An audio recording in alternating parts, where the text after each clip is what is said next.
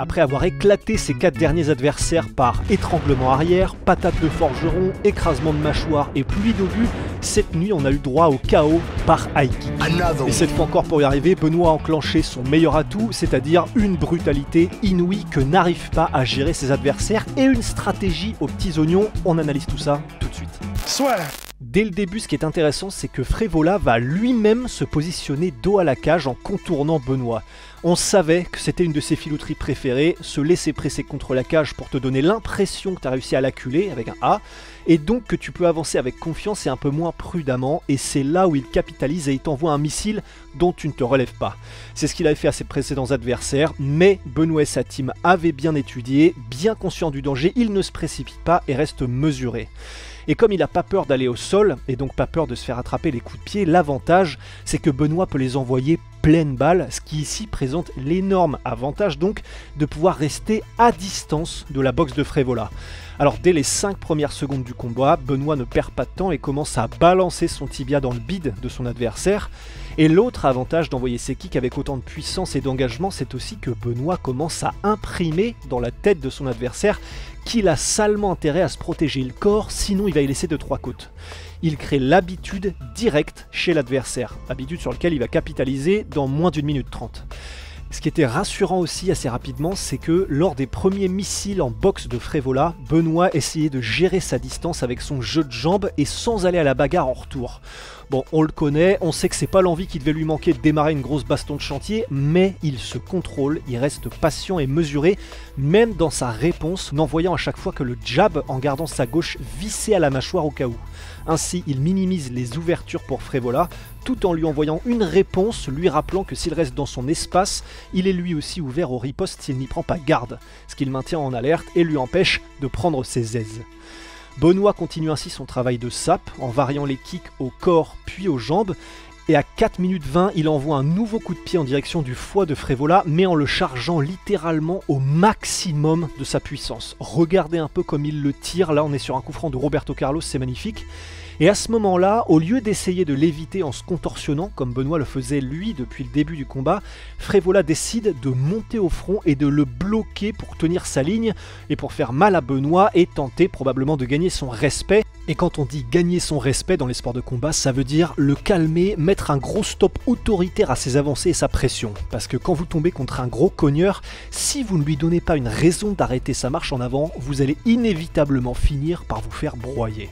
Bon, mauvaise pioche, ça part du coup sur un tibia absolument monstrueux, c'est le pot de fer contre le pot de fer, et en l'occurrence c'est le pot de fer français qui gagne. Frevola encaisse le choc pleine balle, mais il est déséquilibré par la force de l'impact. Benoît renifle l'odeur du sang et se jette sur sa proie pour tenter d'en finir directement. Et quand l'Américain lui présente sa nuque en se relevant, Benoît saute dessus immédiatement pour tenter la guillotine. Malheureusement, Frevola est vif et réussit à rester suffisamment stable. Benoît n'arrive pas à verrouiller suffisamment sa prise, ses bras glissent et il tombe sur son dos. Là, normalement, c'est alerte orange, voire rouge, mais c'est l'avantage de la mentalité d'agresseur de BSD, c'est qu'il est constamment en recherche de progression et d'avancer ses positions sans se contenter de subir. Il rentre alors sa cheville gauche à l'intérieur des hanches de Frevola pour arriver dans la position appelée demi-papillon, ce qui lui permet, en immobilisant tout le côté gauche de Frevola, ce qui va l'empêcher de se stabiliser sur ses appuis en réajustant la position de ses membres, de renverser l'Américain sans même avoir à forcer. C'est propre, c'est fluide, c'est beau, c'est classe, et ça marche puisque ça permet à Benoît donc de se relever directement. Et là, ce qui est intéressant, c'est qu'en conférence de presse, voilà ce qu'a révélé Benoît sur les secondes qui suivent et où il est mis au sol par Frevola. Because I have seen he's good wrestler, but I have seen there is a lot of gap on the ground. So I was not afraid to go on my back to try to sweep him. It works the first time very fast. So the second time I was like, oh, why should I defend the takedown? Let's go. And I tried the sweep again. He felt in danger. He got up. Et difficile de dire que c'est tirer une flèche et peindre la cible après, puisqu'effectivement les faits sont là. Benoît se relève encore une fois et sans aucune difficulté. En se relevant, il continue de ne laisser aucun répit à Frevola et le presse contre la cage. Puis, lorsque l'Américain se sort de l'étau de Benoît pour essayer de se donner un peu d'espace, regardez ce que Benoît fait. Il sait que Frevola ne veut plus de cette fumée au sol ni en lutte. et qu'il va tout faire pour empêcher que Benoît lui remette la main dessus. Ayant compris ça instinctivement, Benoît continue de le garder en état d'alerte et de défense en maintenant un contact avec sa main en mode « je vais te choper et te mettre la main dessus mon pote ». Et ce qui maintient Frévola psychologiquement dans une phase de lutte et lui donne ces demi-secondes de retard sur le cadeau de Noël en avance que BSD lui prépare. En même temps qu'il tente de s'échapper par de rapides pas chassés, il ne peut pas reculer à cause de la cage collée à son dos, il ne peut pas non plus s'échapper à sa gauche puisque Benoît s'y trouve, donc il n'a plus qu'une seule route possible. Benoît le sait et c'est pour ça qu'il a déjà armé son coup de pied.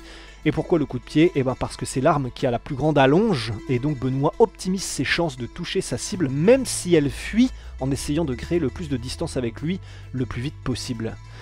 Grâce au travail au corps effectué plus tôt, Frévola se protège instinctivement le corps, le coup de pied touche, et c'est terminé. Et s'il y en a parmi vous qui se posent la question de « mais comment le gars a-t-il pu être KO sur ce coup de pied alors qu'il est du bout des doigts de pied et qu'il n'avait pas l'air aussi fort que quand Benoît les bombarde avec son tibia au corps ?» Bah dites-vous bien qu'une règle d'or dans les sports de contact, c'est que ce sont les coups qu'on ne voit pas venir qui ont la meilleure probabilité de KO. Parce que comme les yeux et donc le cerveau n'ont pas vu le coup venir, les muscles soutenant les cervicales n'ont pas été activés pour compenser le choc, et le cerveau est donc encore plus violemment malmené, brinque-ballé dans la boîte crânienne. L'exemple le plus frappant qu'on ait eu pour illustrer ça récemment, c'est le fameux KO de Arek Wrozek contre Badrari au Glory. La légende Badrari dominait le combat outrageusement, il a baissé sa garde par excès de confiance et Wrozek a balancé un coup de pied par l'ouverture, mais qui semblait d'une puissance ridicule vue de l'extérieur, sauf que, quand le combattant ne voit pas le coup venir, il n'a pas besoin de la même puissance pour éteindre à la lumière et c'est ce qui s'était passé, et Badr s'était figé sur place.